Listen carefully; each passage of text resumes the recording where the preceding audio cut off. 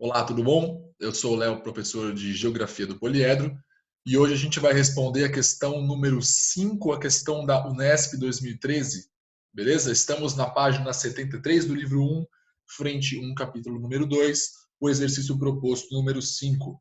Bom, vamos dar uma lida nesse texto. As rochas que podem ser divididas em três grandes grupos estão em constante transformação, passando de um tipo a outro, em virtude das dinâmicas interna e externa da Terra. O chamado ciclo das rochas ilustra as diversas possibilidades de transformação de um tipo de rocha em outro. Bom, e aí nós temos uma figura que representa justamente o ciclo das rochas, tudo bem? E ele vai nos pedir algumas informações a respeito, né? Considerando os processos físico-químicos envolvidos nas transformações das rochas, é correto afirmar que na passagem das rochas Y para as rochas Z ocorre, certo? Nós temos aqui então as rochas Y, belezinha? E as rochas Z. E também temos esse outro terceiro tipo aqui, rochas X. O primeiro passo para você responder essa questão pode ser brevemente, você não precisa nem se preocupar em gastar muito tempo nisso, mas brevemente tentar identificar quais dos três tipos de rochas se correlacionam aí às letras, né, respectivamente. Então, algumas referências para a gente chegar a essa conclusão. Nós temos aqui o magma, beleza? Que vai passar por um processo de arrefecimento. A questão não ajuda muito, porque o termo arrefecimento nada mais é do que resfriamento, tudo bem? A diminuição da temperatura. E por conta desse processo de resfriamento do material magmático, a gente tem, né, a solidificação do magma e a formação das rochas magmáticas. Então a gente pode supor que as rochas do tipo Z, aí, identificado na imagem, são rochas magmáticas.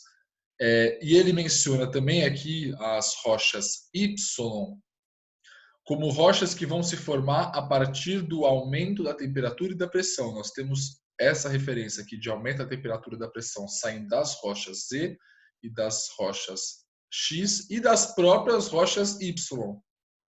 Aqui temos então as rochas metamórficas, tudo bem?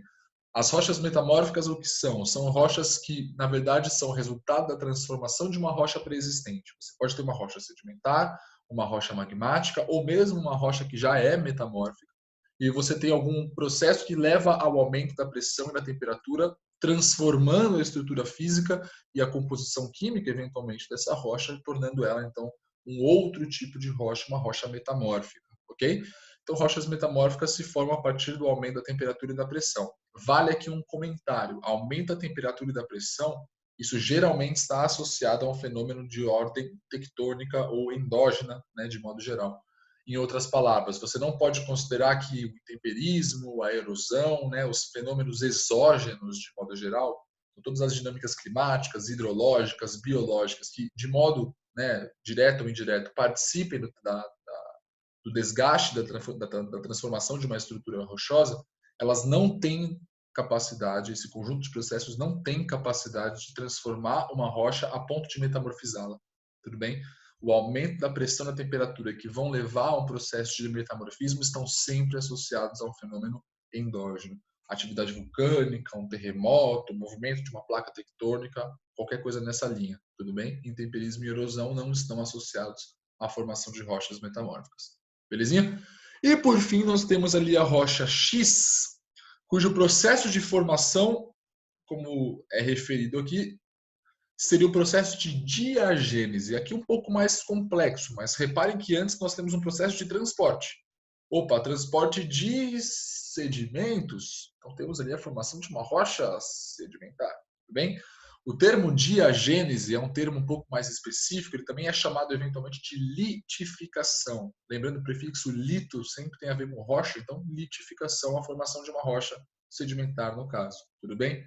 A diagênese corresponde a um conjunto de processos que, na verdade, está associado à ideia de compactação de um acúmulo de sedimentos. Você tem ali um transporte do material que vai sair das regiões mais altas e vai se deslocar para as partes mais baixas do relevo. A gravidade se encarrega disso através dos ventos, através da água que escoa sobre uma encosta, um rio, enfim, tudo bem? As águas de uma chuva.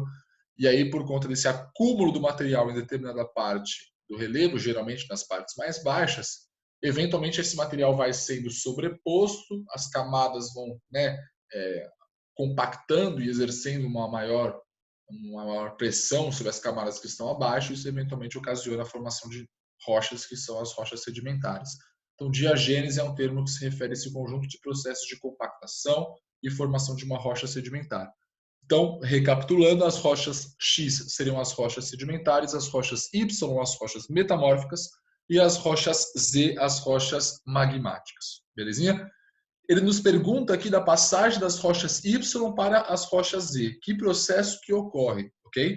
Na verdade, nós temos dois processos. A questão acaba sendo um pouco, digamos, incompleta em certa medida, né? Quem sou eu para falar da questão da Unesp também, mas de qualquer modo, a gente poderia falar o seguinte: das rochas Y para as rochas Z, nós teríamos que ter dois processos. Um primeiro processo de fusão, ou seja, de derretimento da estrutura rochosa.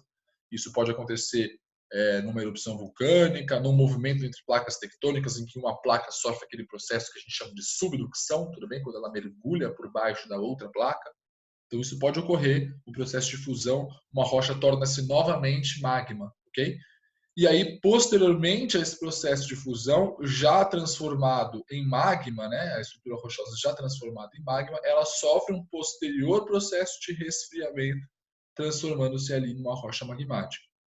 Então, nós teríamos que falar desses dois processos para ser um pouco mais completo, para trabalhar com, né, a dinâmica como um todo. Mas, pensando especificamente na dinâmica que leva à transformação do magma em rocha magmática, a gente poderia ficar com a alternativa D, no caso, a alternativa que fala do processo de solidificação. Ok? Solidificação do magma e consequente transformação dele numa rocha.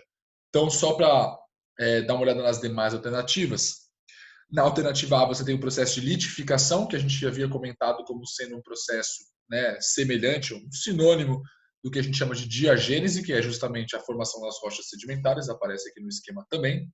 A lixiviação, que aparece na alternativa B, a lixiviação, na verdade, é um tipo de processo erosível, um tipo de processo de transporte de materiais. Ele basicamente ocorre, né, esse processo, através das estruturas que compõem o solo, ok? Então, a água infiltrando através das camadas, dos horizontes que compõem o solo. É um processo anterior, inclusive, ao contato da água com a estrutura rochosa, se você for pensar, né, na ordem aqui que a gente tem de disposição vertical das camadas. Então, não tem a ver com esse esquema do ciclo das rochas. A meteorização, né, é um termo que nos remete à ideia de desgaste. A meteorização, na verdade, é um sinônimo de fragmentação. Tudo bem? Meteorização seria você pegar uma rocha, num tamanho ali, numa estrutura coesa, e transformá-la em vários pequenos fragmentos de rocha por meio de algum processo de desgaste. Então, é também parte daquele conjunto de processos de intemperismo e de erosão que vão participar da produção, da formação de rochas sedimentares. E, por fim, a alternativa E vai falar de metamorfização. A gente também comentou a respeito disso, né? A metamorfização é aquele processo de transformação de uma rocha a partir de uma rocha pré-existente, por meio do aumento da pressão e da temperatura, geralmente, né, aumento da pressão e temperatura, geralmente induzidos por fenômenos tectônicos ou endógenos de modo mais geral. Tudo bem? Então, novamente, a alternativa D, a solidificação, a transformação do magma em rocha magmática, né, o processo que foi, na verdade, antecedido por um processo também de fusão de uma rocha pré-existente. Tudo bem, gente? Então, por hoje é isso. Espero ter ajudado. Eu vou ficando por aqui. Uma boa tarde para você e bons estudos. Até a próxima.